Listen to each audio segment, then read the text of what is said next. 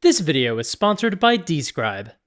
Also, just a heads up, this video is going to contain some adult language. Everybody be cool about it, please and thank you. Well, it's Valentine's Day, love is in the air, and a bunch of dungeon tubers have been making videos about romance in D&D. And typically any romance in my games has been very PG. Player characters will flirt with NPCs, that can happen in my games. I've introduced a few love interests before, but it's usually just been playful banter and flirting, and then maybe we'll describe the first kiss. And then anything after that is typically handled with a fade to black.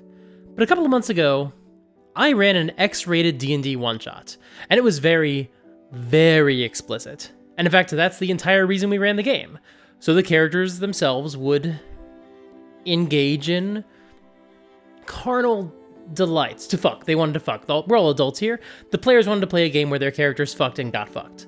And this isn't exactly an advice video, because the circumstances around the session were so unique and specific to my friends and what they wanted from the game. If you're looking for advice about handling romance in D&D, Stephanie Plays Games just did a good video earlier this week. But this is going to be a little bit more like a behind-the-scenes account of how this game came together, and how I managed to, somehow, run a game that had some pretty unique challenges. If you like this video and want to support the channel, consider checking out my Patreon. A video like this is kind of a gamble when it comes to what the audience wants to see, and if people don't watch it, then between this and my Avengers video getting demonetized, it means this will have been a rough week for me. So honestly, the best way to help support the channel is just to like the video and share it with a friend. Now without further ado, let's get into the game. Oh wait, shit, sorry. I'm doing a spicy romance video, I've got to use that kind of language, it's the rules of YouTube. Now without any more foreplay, let's get into the video. There, I did the thing, even though it's not a good analogy. Foreplay is part of sex, and I hate to rush through foreplay, but whatever, this is how you're supposed to talk in a sexy video. I don't make the rules. Now, for a bit of context, my wife and her friends have a book club where they talk about spicy books. They don't pick a single book to all read together. Instead, they just get together once a month and drink and talk about the spicy books they've all read and suggest which books the others should read. That seems very unusual to me because I have a hard time imagining friends listening to each other's recommendations. My friends and I just text each other about the shows we're watching and we say, "You should watch this." And then none of us do. But from what I can tell, these ladies do actually read a lot of the books they recommend to each other. But as a group, they also do other fun activities. Like one time they went axe throwing. Another time they went to go see the Blake Lively movie based on a book they liked. From what I understand, they did not enjoy the film. Sounds like nobody enjoyed that film, actually. Another month, they did a sort of sultry photo shoot, although get your minds out of the gutter, it was nothing too crazy. I'm the member of the family who does naked photo shoots. And so for their November get-together, they actually asked me to run a spicy game of D&D for them. And of course I was on board, it sounded like a very fun challenge. But once I agreed, I had a lot of questions for the group. The most important question was, just how spicy are we talking here? The answer was, all the way spicy. No fade to black. They wanted spicy RP. But they also wanted the romance aspect. They wanted to meet a suitor, a love interest, and have a relationship develop. Now, if you've ever read a romance book, you know they can move fast, the timeline can be flexible within the demands of the story, and there are tropes that can help speed up the process. But there still is a process. The guy and the girl have to meet, they have to size each other up, they have to have some sort of banter, whether full courtship or butting heads, there needs to be some sort of interaction. And then the guy and the girl finally act on their passions and, of course, start getting freaky. And I had to do all of that in just one session. Actually, I had to do all of that with 5 different couples within one session. Last year, Ginny D made a video about the one-on-one role-playing game Star-Crossed, which is all about playing out a romance between 2 characters. And she made clear in that video that the game is more about romantic tension rather than simple courtship. That game basically ends the moment somebody makes their move and begins to act on their feelings. And there's also a bunch of game mechanics involved in just making sure that part of the process is as fun as possible. And somehow I was going to speedrun that process for 5 players. The characters didn't all need to get happy endings, ha ha ha. But no, for real, they were clear that the romances didn't need to end with the characters living happy lives together. They could end sad or bittersweet if that's where the story went. But the more fun part was getting to play the journey. But far more of the journey than is typically covered in Star-Crossed. And honestly, I could probably hack a version of Star-Crossed that went further than just the declaration of love and actually handled the physical intimacy as well. But probably not for 5 players. But still, this brings up another point I had to consider. What was the best game to run for this one-shot? After all, I like D&D 5e, and it's certainly the game I know the best, but it's not designed for a romance-centric game. I was actually imagining the game Monster Hearts, which is inspired by sexy teen supernatural dramas like Buffy or The Vampire Diaries. Now, I believe that game is designed so the player characters are sleeping with each other, so trying to introduce some NPC boyfriends would require me to hack the system a bit, but I would be down to give it a try. It's also set in modern day, but they were asking about D&D, so I didn't know if the medieval fantasy setting was the important part for them, or if they just wanted to play a role-playing game. So I asked the players, Would you like to play in modern times or in a classic medieval fantasy? And they overwhelmingly voted for fantasy. Okay, fair enough, that was part of the pitch for them, and that's kind of what I expected. And then I floated the idea of playing a different game system. And most of them basically said, no, we want to play D&D. Two of the girls were D&D players who were happy to make their own characters using their own D&D Beyond accounts. My wife also already had some experience playing D&D already, so she wouldn't be completely new to it. And two of the other girls were new to D&D, but were really excited to play. And normally, I love introducing new players to D&D. But in this case, we were planning to run an already fairly complicated one-shot in a game system that really wasn't designed for it. Well, I said I wanted a challenge. So, okay, they wanted to play in D&D. I know how to start putting a D&D campaign together. We start with character creation. I reached out to each of the players via text, and I gave them a list of ancestries and classes and backgrounds, not all at once. To start, I offered them a really simple choice. Do you want to be a fighting person, a bow and arrow person, or a magic person? But considering the kind of game we were running, I also gave them another set of choices. If they wanted to instead start with a character archetype, something like a priestess, a baker's daughter, a chieftain's daughter, a princess, a serving girl, etc. Now, you might have noticed, but those are just backgrounds reskinned. Priestess is the acolyte. Baker's daughter could be a guild artisan or an urchin. Chieftain's daughter could be a hermit or an outlander. Princess is obviously a noble, and so on. They're just adapted for the tropes of romance books. Once they made their choice, I could give them more specific options. For example, if they wanted to be a magic person, I then asked, do you want to be a bard, a cleric, a druid, a paladin, a ranger, a sorcerer, a warlock, or a wizard? Wow, 8 of the 12 classes in the player's handbook fall under magic person. That doesn't really narrow it down that much, but you know, we take what we can get. It's a complicated game. And I would then give them some very basic details about each of those classes, basically pitching them on the core fantasy of each class. Although, some of that work was made easier by the fact that they've played Baldur's Gate 3. Now, for the ancestries, I didn't give them as many options. I omitted some of the ones from the book so they would better fit with the goals of the session. For example, most of the girls wanted to play, basically, innocent young virgins aged around 19 or 20, because that's, again, the stock character from those books, and they thought it would be fun to roleplay those tropes. So I didn't present any ancestries that didn't fit that mold. I suggested they could play humans, or elves, or tieflings, because we all know tieflings can be sexy, and Aasimar, because I thought that could be fun as well. So I just didn't suggest orcs, or dragonborn, or dwarves, or halflings, or gnomes, because those didn't really match the archetypes the players were going for. Once they had those details, I asked them to come up with a character name and a vibe. And by vibe, I basically meant, please go on Pinterest and find some character art we can use to better imagine your character. Now, if this were an ongoing campaign, I would have then drawn their characters or commissioned an artist, especially for a nodding campaign, because trust me, there are some very talented, not safe for work artists in the D&D community. But for a one-shot, some art from Pinterest would work just fine. And then I went off on my own and created their characters for them. Now, one of the players, who was the one who was basically putting together the session on their side, handling a lot of those logistics, she'd previously hosted a book club where I think they basically invented some fantasy boyfriends. Again, just riffing on the tropes from books. Like, from what I understand, one of them was just a reskinned version of the main romantic lead from A Court of Thorns and Roses. It was just the exact same character. And so she basically had these pre-made love interests that I could just drop into the game if I wanted to. They didn't have D&D stats or anything like that. It wasn't that elaborate, but there were these little printable cards with some basic details like their likes and dislikes, including some options for sexual preferences like blindfolds or quickies. Side note, each boyfriend card had a sexual position on there, and I had to Google most of those. Like, most of us have heard of missionary or 69 or doggy style or maybe froggy style, but I don't know about you, but I'd never heard of the mountain climber or the bicycle. Now, I didn't just want to present all these boyfriends in the same session and then let the girls choose which ones to pursue. I wanted these men to basically present themselves in the story as the obvious love interest that I was steering them toward, and have the girls either fall in love with them or hate them and then become enemies to lovers. Just because otherwise, I would have had to have way too many NPCs in the game, and I just didn't have time for that.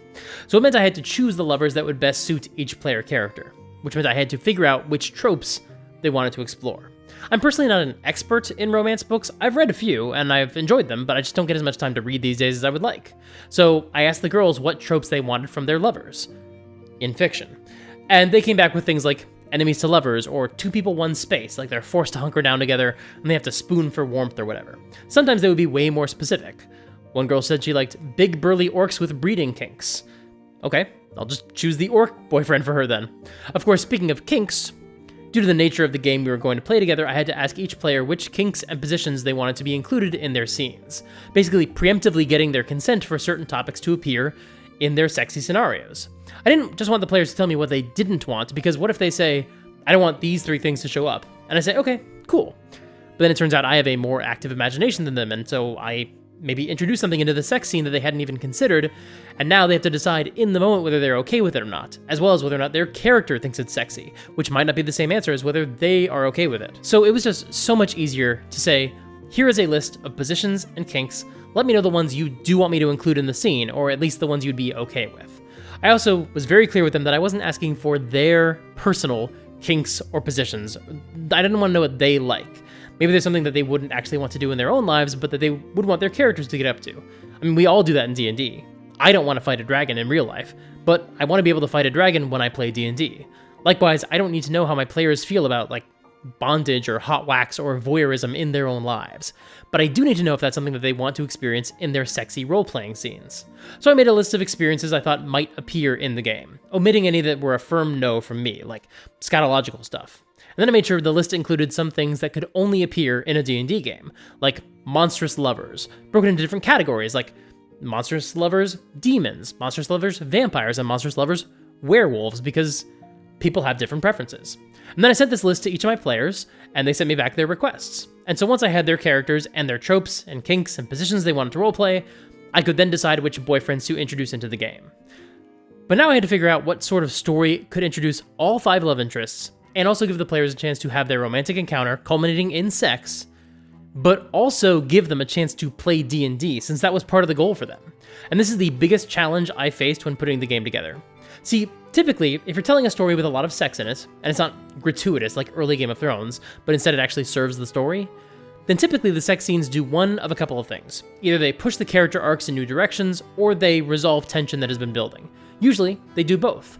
For example, when the secretary starts having sex with her boss, it's a culmination of all of their flirtation so far. But it also puts them into a new dilemma where they have to figure out how their new dynamic works and what it means for their working relationship. Basically, sex in a romance story fills the same role as songs in a musical. Things get really emotional, or the story moves forward in a significant way. But D&D is designed to prioritize combat. The climax of a D&D adventure is usually a fight.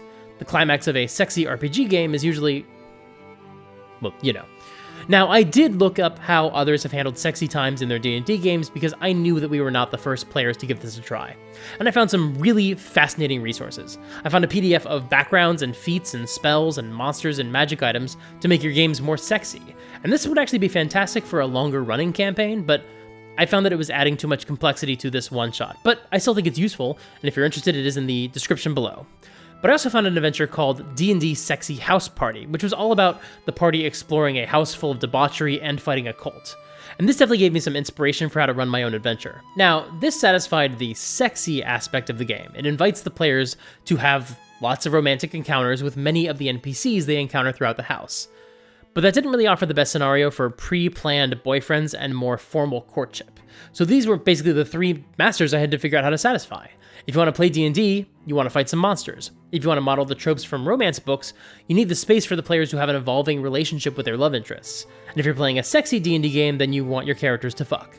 However, the one detail I really liked from the Sexy House Party that would work for my game was the idea that there were characters wearing animal masks. A masquerade ball would be a great opportunity for all these characters to come together for some sexy dancing with paramours, so I sort of adapted that. Plus, I could lift the villain from Sexy House Party and use her to turn everyone else in the ball into a monster based on whatever mask they were wearing, and then that would fill the house with enemies. Then the players and their lovers, or their future lovers, could retreat and hide in a room, and then that would be an enclosed space where everyone would have to sleep for the night, but then they could sort of couple off and canoodle. And then they could emerge the next morning and have their big fight. That's where I made my big mistake, by the way, but we'll get there. So I went on Describe, the sponsor of today's video, and I found some maps of different rooms of the mansion that I could use in the game. The girl who was actually hosting the session has a projector on the wall, so I could take one of these maps and shine it on the wall, and then the players could see exactly where they were in the room. I used this map for the ballroom where the characters have the masquerade ball, and this is where they all meet each other. This map was the library where I had them collect themselves after the attack, and this was the location of the final fight. And the cool thing about these maps is that they actually have descriptions built into the different locations on the map, so I could read off some narration as soon as they entered, but also as they asked about the golden statue or the skeleton on display, I could read that narration for them as well. And that's the cool thing about Describe. They have this really incredible team of writers that comes up with these fantastic descriptions of anything you might need in your games. You can find descriptions for NPCs, magic items, monsters, locations, other planes of existence, and way, way more. It's genuinely a useful tool. As you see, I used them when I was putting together this one-shot. And if you visit describe.com/supergeek and use the promo code SUPERGEEK at checkout, you could save 10% off of your first subscription payment. Once again, that's dscryb.com/supergeek and use the promo code SUPERGEEK at checkout. Thank you so much to Describe for sponsoring this video. So now it was time to run the adventure itself. Now, obviously this was a game that needed a lot of safety tools. After all, in my video about the D&D episode of Community, which hopefully is successfully re-uploaded, if so, there's a link right up here. But in that video, I talked about how problematic a sex scene at a D&D table can be if everyone isn't 100% on board with role-playing sex at the table. So my first safety tool came in the form of the list I already sent to everyone. I had their list of tropes and kinks, so I basically already knew which sexy moments I had consent for. But I also knew that you can imagine how it might feel to roleplay something, but it can feel completely different when you actually experience it at the game table. So I needed to make sure my players had a way to let me know that things were going well, and maybe that they weren't. So I printed off some traffic light cards so they could hold up a green light to say, yes, keep going, even if their character was awkward or unsure. Again, a few of them were playing quivering virgins, their words, so they would be timid in a sexual scenario. And we needed a way to make sure that any such trepidation was just role-playing versus actually feeling uncomfortable in real life. I was really proud of how well I introduced the love interests once the game actually began. We had the dashing prince courting the tiefling farm girl on the dance floor, we had the suave noble trading barbs with the elven princess, we had the blacksmith recruited to audition to be the wife of an orc chieftain, and she could push back against the objectification that he offers, which made her more attractive to him. And we had the hired thug who was secretly a werewolf and was going to keep anyone from escaping when shit hit the fan, but then he would wind up trapped with the party, and then I could put him in a position where he could have sex with the wizard. The only lever I didn't totally get right was the knight in shining armor, because if you go too doting, he feels condescending and that's not attractive. But go too far the other way and he's too passive as a character and that's not really compelling. And I'm honestly not sure I got that balance right. I mean, 5 love interests going from strangers to passionate sex scenes in only a 3-hour session, I think I did pretty well, all things being equal. Now, one thing I do when prepping my game, especially a one-shot, is I divide up the session so I know what I hope will happen in each hour. The first hour would be spent introducing the love interests, and that went super well. Then the curse hits the house and everyone else transforms into monsters, and our heroes have to fight their way through and get to safety and hunker down and start coupling off. Then the rest of the game would be the romantic encounters, and then afterwards they would emerge and fight the big bad. Now honestly, I never quite managed to get the combat right. Combat in D&D 5e might be faster than it was in 4th edition or 3.5, but when you've got 5 new players plus some pretty important NPCs, it can still be really tough. But that being said, I still managed to get them into the library where they could barricade themselves in. Now I imagined this room would be where they spent the night. There was more or less enough room for everyone to go off into their own, into a corner or into a side room for some private intimacy.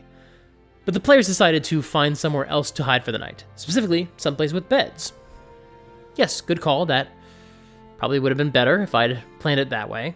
But that meant they had to go back out into a hallway full of monsters, so there was another quick fight, and then we replayed the scene of barricading themselves in again to be safe from the monsters, so that took a little more time. But then each of the ladies claimed a bedroom, and then one by one, they worked up the nerve to invite one of the men into their rooms. Except, really what happened is my wife's character started playing matchmaker. My wife was incredible in this entire session. She was a great role player in the masquerade ball sequence, but she was also really good at picking up what I hoped was going to happen with each part of the game. Anytime I was worried about the game starting to slow down, she was the first to jump in and get the group moving.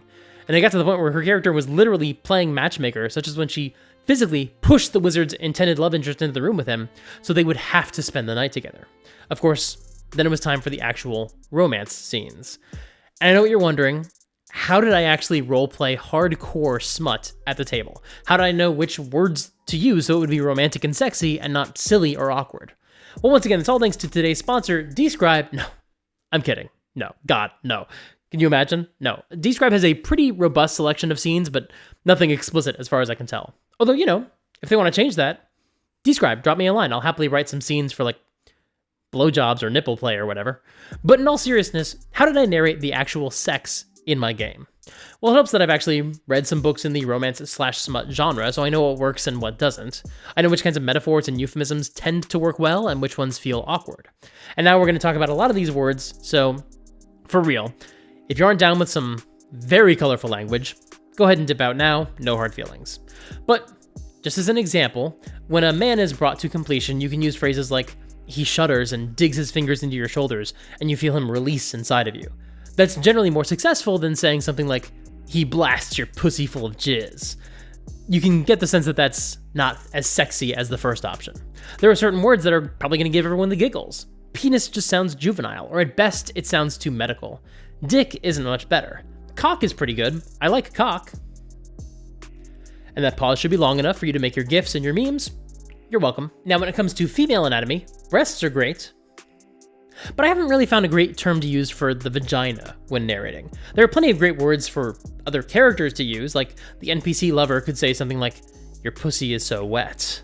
But as an omniscient narrator, I would much rather say, his hand slides between your legs and gently parts your lips, tracing your clit in a slow circle. That just works so much better than saying, he fingers your pussy. Again, don't get me wrong, I like pussy. But I just don't find it's the best word for the narrator to use. But this honestly comes with a lot of practice. This might be the first X-rated D&D game I've run, but I've written sex scenes before when writing stories. I also used to be part of some erotic role-play communities online, and I'm also literally an OnlyFans model, so I'm used to role-playing sexual scenarios with other people over text. But then, after the sexy times were over, we were running out of time in the session, and so the final fight was so rushed. I literally just told each of them, just tell me how you're throwing a weapon or casting a spell, and we'll narrate how you killed the mistress together. It was not satisfying, and honestly, I don't think it worked. If we'd had another half hour of game time, I could have done a much better job, but honestly, this was always going to be the hard part of running this session, was trying to basically have a dramatic action climax immediately after a series of sexual climaxes. There's a reason most sex scenes in action movies don't happen in the third act. They pretty dramatically screw with the flow of the adventure, no pun intended. If I were going to run another X-rated one-shot, I'd really prefer to do it in a system that wasn't designed around violence. And if I ran an X-rated campaign, I think I would feel a lot more freedom to just allow the sex scenes to happen naturally rather than trying to rush to include one for each player in the same session. And honestly, the whole experience was still a ton of fun. Even though I didn't totally nail every aspect of it, I'd love to take another shot at another horny D&D game. I mean, even hornier than the average D&D game. And even though D&D isn't necessarily the best system for it, that doesn't mean that you can't still run a standard missionary position D&D game where the only difference is that we don't fade to black when the characters get intimate. And once again, even though it wasn't right for the one-shot I just ran, I could look at something like the Erotic Arcana PDF of Sexy Rules for D&D and use those to run a hornier game. But again, there are also other games that are literally designed for this. Like, I haven't played Monster Hearts, but I did watch 4 seasons of The Vampire Diaries, which is kind of the tone that Monster Hearts is going for, so I could probably run a game of a bunch of supernatural horny teenagers railing each other. And there are probably other games as well, like I've heard Vampire the Masquerade can get kind of freaky. So for those of you who are a little bit more experienced with other TTRPGs, especially indie games, let me know your recommendations in the comments below. No matter what system you use, the most important goal is getting player buy-in. Obviously there were a lot of challenges I covered in this video, discussing kinks, safety tools, etc., but if I was running a campaign, there would be another huge challenge that didn't apply to the one-shot. If the sex scenes are just going to happen more organically and you're not steering the entire session toward making them happen, you need to make sure everyone is okay with just sitting and waiting and listening as one party member has a sex scene. The reason that wasn't an issue this time is because everybody knew they were all going to get their turn. But I'd also want to make sure that I knew how often the other players wanted sex scenes to pop up in the campaign. Every couple sessions? Once every session? Multiple times every session? That is something we would all have to be on the same page about before we even got around to creating characters, because if the players aren't in agreement about the frequency of fornication, then somebody's going to wind up having a bad time. Having to fit 5 love interests in at the same time was also really hard. It might actually be more fun to run a standard campaign, but just have a whole bunch of hot guys who match what the players are looking for from their lovers, and then see what happens as the game continues.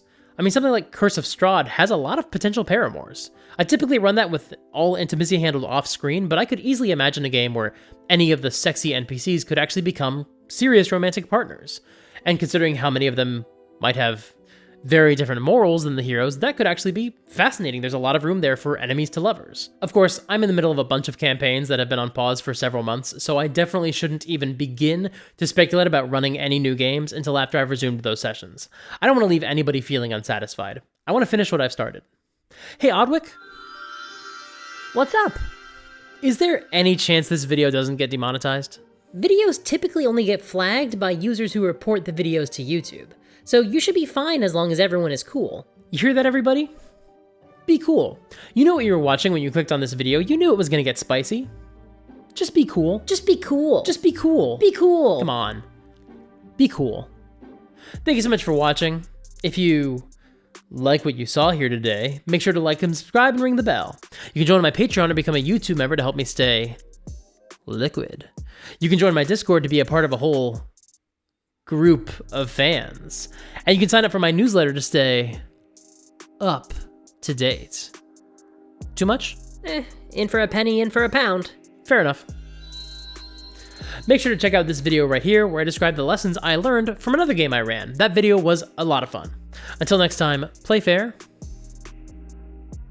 and have fun. Is this sexy? I'm going for sexy. I think I nailed it.